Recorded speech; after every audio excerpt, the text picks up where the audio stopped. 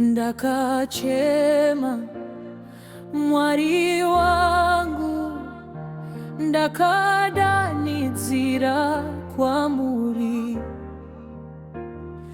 Pandakanga ndisisina wekubata naye, ndakabata ruoko rwenyu. Ndakachema usiku misodzi ichierera, ndakachema ndega moyo uchirwadziwa. Zvinhu zvose zvandakavimba nazvo zvakandisiya ndiri munzira. Ndakabvunza kuti Mwari muri kupi, ndichiona upenyu hwangu uchiparara. Asi mukati memoyo wangu mudiki pane izwi rakati, usatya, ndiripo. Kana misozi yangu ichidonda, imi munoiona Mwari. Kana izwi rangu richidedera, imi munonzwa Baba. Handina simba rekuzvivira,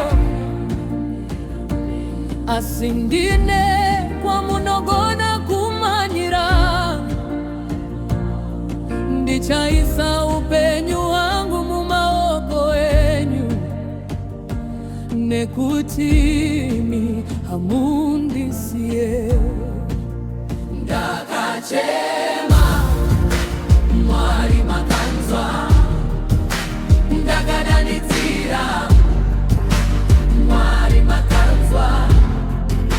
Ndiri pasi makandisimudza, ndapewa makandipa tariro.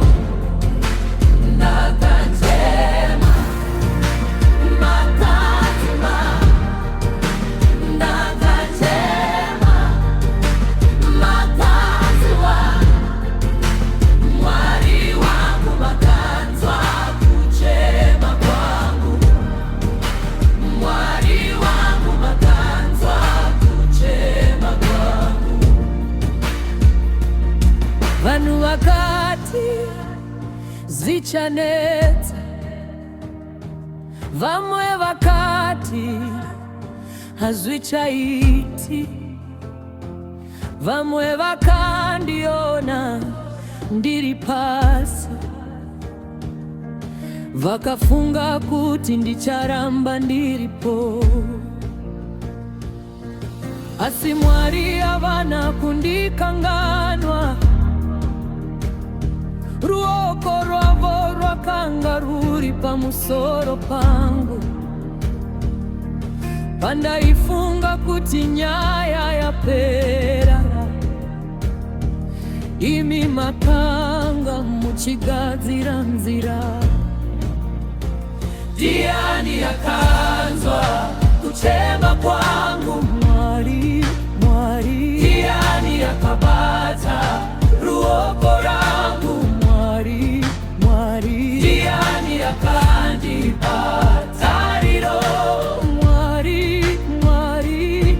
Mambakanda ndapereo Mwari havana kundisiya. Ndakachema Mwari makanzwa, ndakadanidzira Mwari makanzwa. Imembasiya makandisimudza, ndaperewa makandipa tariro. Ndakachema makanzwa, ndakachema makanzwa.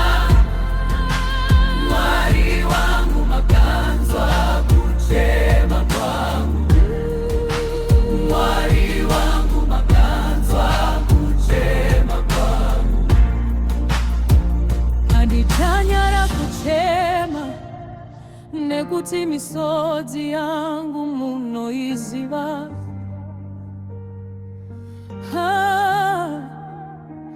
Handichati kutaura nemi nekuti munoziva zviri mumoyo.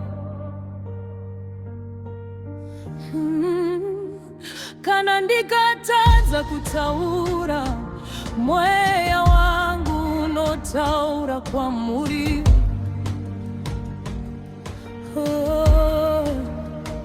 Kana ndikasawana mazwi, misodzi yangu inova muna mato.